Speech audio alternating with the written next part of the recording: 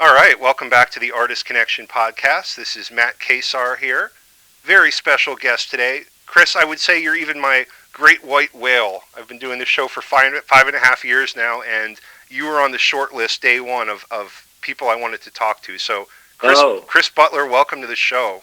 well, thank you, Captain Ahab. I appreciate I, I, I appreciate the obsessive.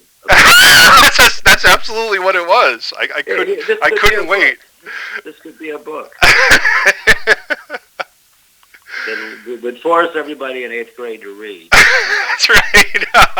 And maybe someday it'll even be on the banned book list. Who knows? There you go. There you go. Yes, and plus the ecologists who are ban whale That's hunting. that's right. Would be up in arms.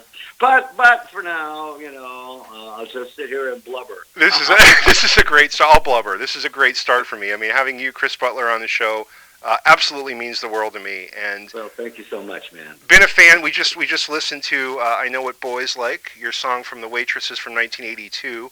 And I started there. There's a lot of different places I could have started. What your childhood was like, of course, Kent State. What happened after the Waitresses? But I chose this as the starting point, kind of the even 25% in starting point, and we can work our way back and work our way forward. Okay, dope. But All right, that's really fine. excited. So I was born in 1969. So right around when new wave was taking hold on the airwaves. 1978, 79, 80, 81, 82. That's kind of my sweet spot for being a fan of music. Because before that, I had my mom's Beatles records, I had her Elvis records, and I still do. But Sure. your music and bands like yours were really what was the first that I identified as, okay, this is my music. That was theirs. Wow. I enjoy it, but this is what I'm all about. So Uh-huh. starting there, thank you for that. My pleasure. Well, actually, not all the time. Sometimes it was really awful, but. Well, let's talk about that. Let's talk about the music business then, when you were kind of coming into it. I know the Waitresses wasn't your first band, but No. Well, let's go from macro to micro. Sure. This was in the 70s and all that. There was a feeling that the now classic rock bands were rich and bloated and had lost touch, and there was a complete, on a street level, rejection of all that in England for punk, and we didn't need record labels, and we didn't need your mansions and all this, and we're all on the dole, and we're art students or whatever, and we've got no future, and we know 3 chords, and we'll steal an amplifier like Steve Jones from the Sex Pistols, and yeah.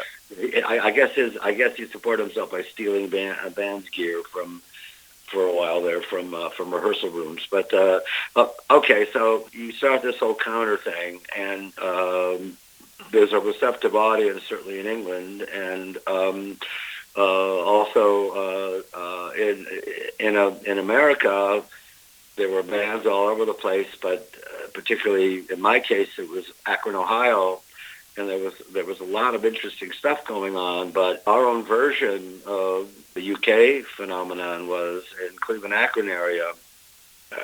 First off, some major record person wasn't going to come to our crappy little club, so we weren't going to ever be quote unquote discovered. Right. Well, what do you do? And then you you want to try and make a scene locally for yourself. But in Cleveland, there was a monumental radio station called WMMS, and they were the absolute kings of the pile, king of the mountain.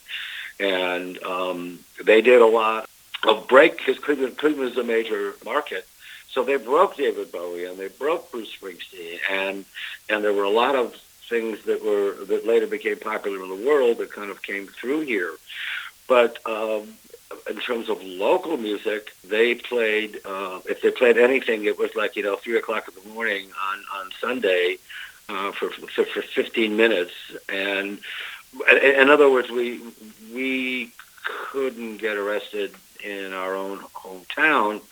And this was actually a triumvirate, of MMS, the Leisure Time giveaway was called The Scene, and then the booking company, which was huge, and I think they also did Detroit and Pittsburgh, called Belkin Brothers, and they were the kind of the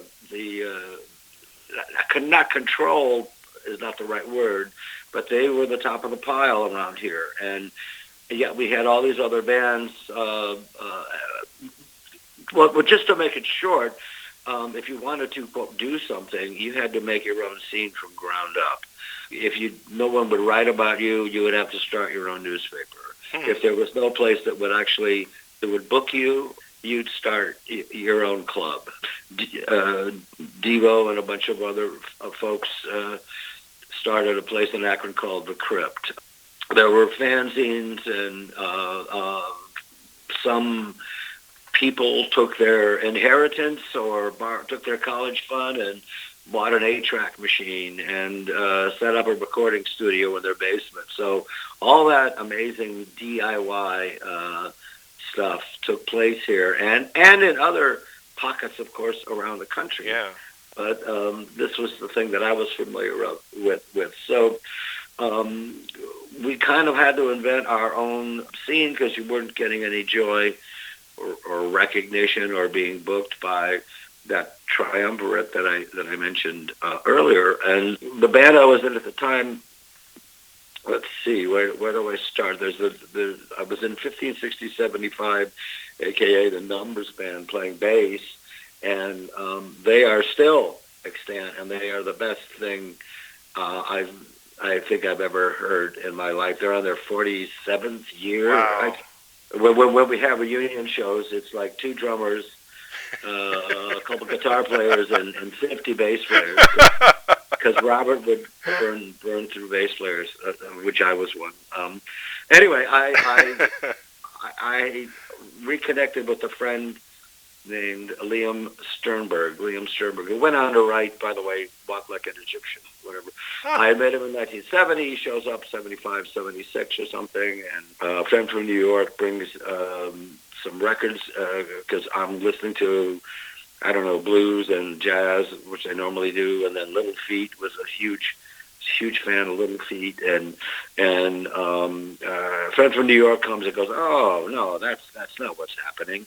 There's this place called CBGB on the Bowery in New York, and this guy shows me a Ramones record and a Talking Heads record and a television record, and television is like the thing that really got me, and said, oh, this is fabulous. And Liam and I looked at each other and said, well, maybe we can write songs. Maybe you know, if they can do it, we can do it. So we started to write songs. And so, Chris, let me ask you this. At that point, those records or those types of records didn't make it to Ohio. Was it still very much a regional kind of thing? Oh, no, they certainly made it, but they were not on WMMS. Gotcha. Yep. Maybe Blondie, right? You know, maybe the more pop things. Although Patti Smith was considered a bit of a phenomenon here, and that's a whole nother story. Sure. But we were kind of inspired locally by the New York bands, and also by in Tin Huey's case, which was after I got fired from the Numbers Band, which I'll get into later. Tin Huey was a huge jazz, Beefheart, Soft Machine, all the Canterbury English arty bands, Soft Machine, Matching Mole, anything to do with Robert Wyatt, plus all the krautrock rock stuff, and Kraftwerk, and all the eccentric musics of the day. So if those are the things that are inspiring you to write, you know, you're going to come up with weird stuff. But I had been fired from the Numbers Band, and then Tin Huey had come along pretty quickly and said, we could use another writer. You want to join up? And I did, and I wrote a couple songs. And then one day, I was sitting around with my friend's borrowed 4-track machine, and I came up with this little guitar riff, and I kind of grunted into a microphone, and I made a demo of the song called I Know What Boys Like. And I